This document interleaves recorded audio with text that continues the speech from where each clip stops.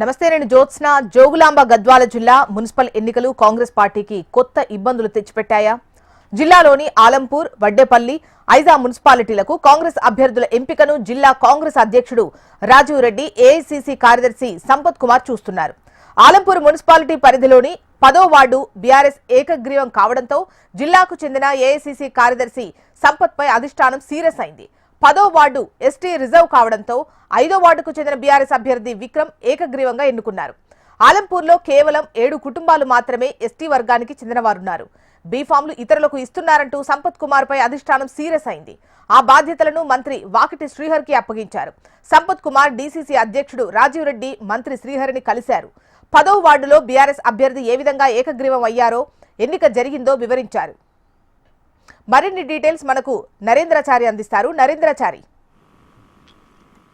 జోష్న, అలంపూర్ నియోజకవర్గంలో బీఆర్ఎస్ పార్టీకి సంబంధించి అలంపూర్ సంబంధించి అలంపూర్లో 3, వడ్డేపల్లి, ఐజా, అలంపూర్ 3 మున్సిపాలిటీలు ఉన్నాయి. 3 మున్సిపాలిటీలో ప్రధానంగా అలంపూర్ మున్సిపాలిటీలో 10వ వార్డు సంబంధించినటువంటి 10వ వార్డుకు సంబంధించి బీఆర్ఎస్ పార్టీ ఏకగ్రీవమైంది. ఇక్కడ అభ్యర్థి విక్రమ్, బీఆర్ఎస్ పార్టీకి చెందిన విక్రమ్ ఏకగ్రీవం కావడంతో సంపత్ కుమార్ పైన, అంటే ఇన్ఛార్జ్ గా ఉన్నటువంటి సంపత్ కుమార్ పైన, ఏసీ కార్యదర్శి సంపత్ కుమార్ పైన అధిష్టానం సీరియస్ అయింది.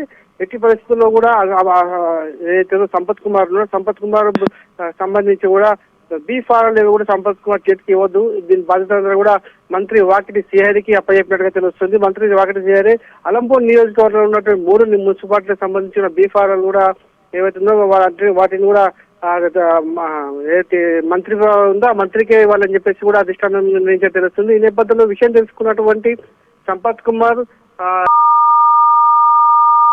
వీరిద్దరు కూడా హుటాహుటిన ఈ మంత్రి వాకిటి శ్రీహరి ఇంటికి వెళ్లి కలవడం జరిగింది. అయితే ఎట్టి పరిస్థితుల్లో కూడా సంపత్ కుమార్ కు వీటిని ఇచ్చేది లేదు. మరో వ్యక్తికి అక్కడ ఇన్ఛార్జ్ బాధ్యతలు ఇచ్చి ఆయన ద్వారానే ఈ బీఫారాలు, అదే ప్రధానంగా అలంపూర్ నియోజకవర్గంలో ఉన్నటువంటి 3 అసెంబ్లీ 3 సంబంధించినటువంటి మున్సిపాలిటీలకు సంబంధించినటువంటి వాటిని పూర్తి స్థాయిలో ఈ బీఫారాలు అంటే చేసే బాధ్యతను కూడా ఇస్తామని చెప్పేసి మంత్రి వాకిటి శ్రీహరి కూడా చెప్పినట్టు తెలుస్తుంది. ఈ నేపథ్యంలో సంపత్ కుమార్ మొన్నటి వరకు కూడా అలంపూర్ నియోజకవర్గంలో తాను చెప్పిందే విధంగా కొనసాగించారు.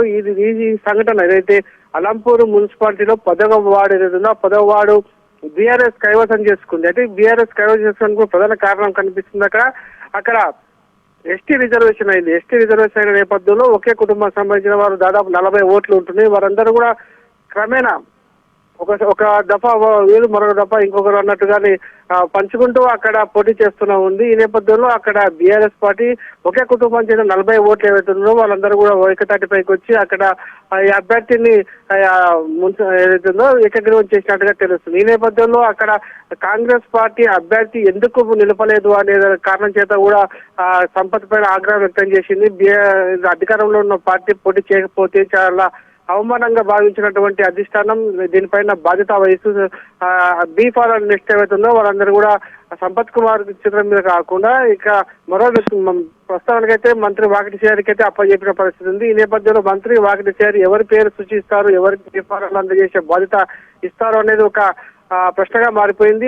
ఉదయమే ఈరోజు అయితే సంపత్ కుమార్ అలాగే జిల్లా అధ్యక్షుడు కాంగ్రెస్ పార్టీ అధ్యక్షులు ఎవరైతే రాజారెడ్డి వీరిద్దరు కూడా పొద్దున్నే మంత్రి వాకిటి శ్రీహరికి కలిసినట్టుగా తెలుస్తుంది. అక్కడ వెళ్ళి కలిసినప్పటికీ కూడా ఎలాంటి ప్రయోజనం లేదు. ఈ బీఫారాలు అందజేసే బాధ్యతను మాత్రం మరో వ్యక్తికి సంపత్ కుమార్ కాకుండా మరొక వ్యక్తికి ఇచ్చే అవకాశాలు ఉన్నాయి. దీంతో అలంపూర్ నియోజకవర్గంలో సంపత్ కుమార్ మొన్నటి వరకు ఏదైతే ఏకఛత్రాధిపత్యంగా కొనసాగించినటువంటి సంపత్ కుమార్ కి ఇది ఒక చెక్ పెట్టినట్టుగా కనిపిస్తా ఉంది.